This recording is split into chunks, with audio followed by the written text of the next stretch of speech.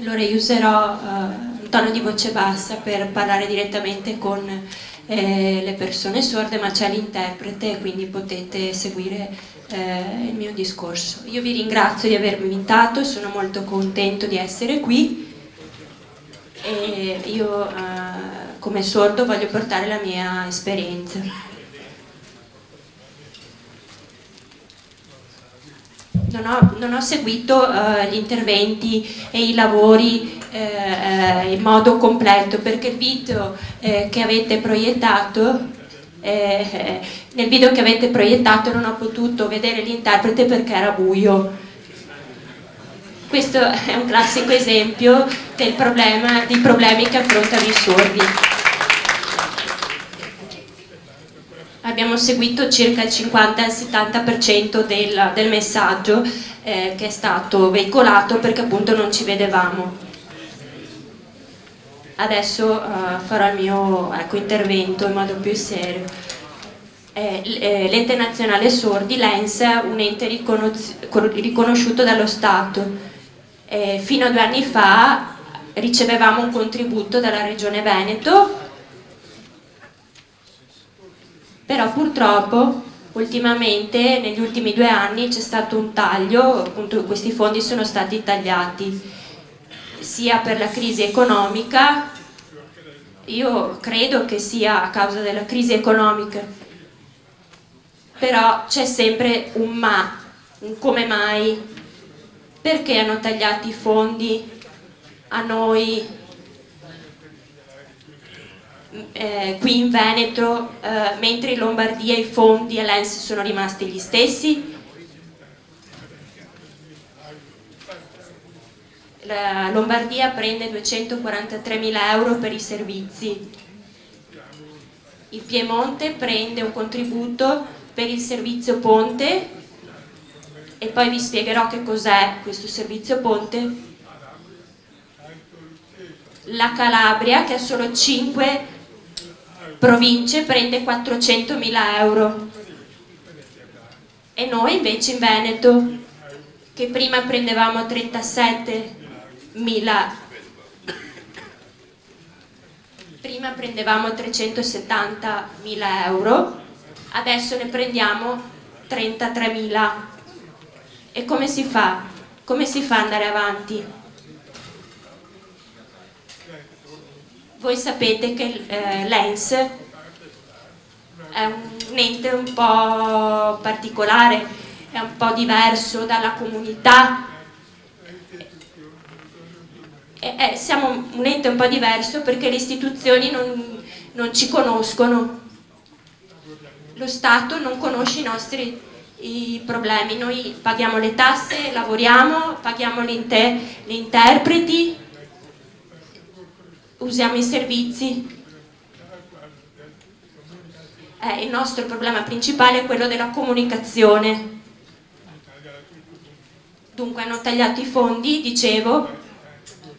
Noi tante volte siamo andati a parlare con l'assessore Sernagiotto, ma lui non vuole capire. Sarebbe stato bello, dico, se fosse stato sordo anche lui, non gli abbiamo spiegato quali sono i nostri problemi e dobbiamo combattere perché i nostri problemi vengano riconosciuti. E c'è anche un altro problema, hanno tagliato completamente il servizio ponte. Il servizio ponte è come una forma di comunicazione personale, perché il sordo telefona al servizio ponte e il servizio ponte chiama la persona che ci serve contattare. Questa è una forte autonomia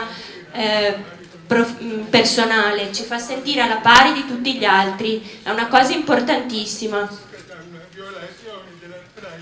Aver sospeso il servizio ponte è una violazione della privacy, è calpestare i nostri diritti, perché adesso noi, se io dovessi avere bisogno di un servizio, come faccio a telefonare? Chi mi aiuta? Nessuno?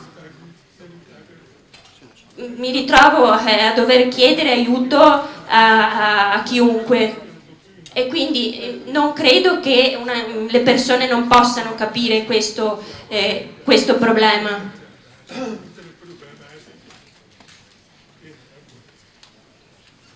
Quindi fino a 2 anni fa ci siamo arrangiati cercando di portare avanti il servizio, ma adesso i fondi sono stati tagliati e dobbiamo chiudere.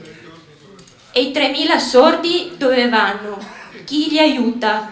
Il sindaco? Li aiuta il sindaco? Chi viene incontro ai nostri problemi? Nessuno capisce i nostri problemi. E io mi stupisco come l'assessore sia potuto essere in quel posto lì senza capire i nostri problemi. Quindi la sanità e i servizi sociali non si possono mescolare, perché diventerebbe una grande confusione e ci sarebbero tantissimi problemi, anche perché noi non siamo malati, abbiamo solo una disabilità sensoriale. Io dico di nuovo, noi sordi paghiamo le tasse, ma i servizi dove sono? È giustizia questa?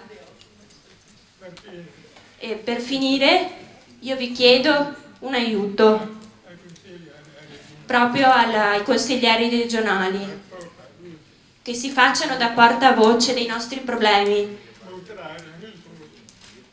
e che mostrino con forza, si oppongano con forza a Senagiotto, perché non può diventare un padre padrone. Dobbiamo collaborare tutti insieme, risolvere i problemi tutti insieme, e questo io appunto ve lo voglio chiedere. Grazie a tutti.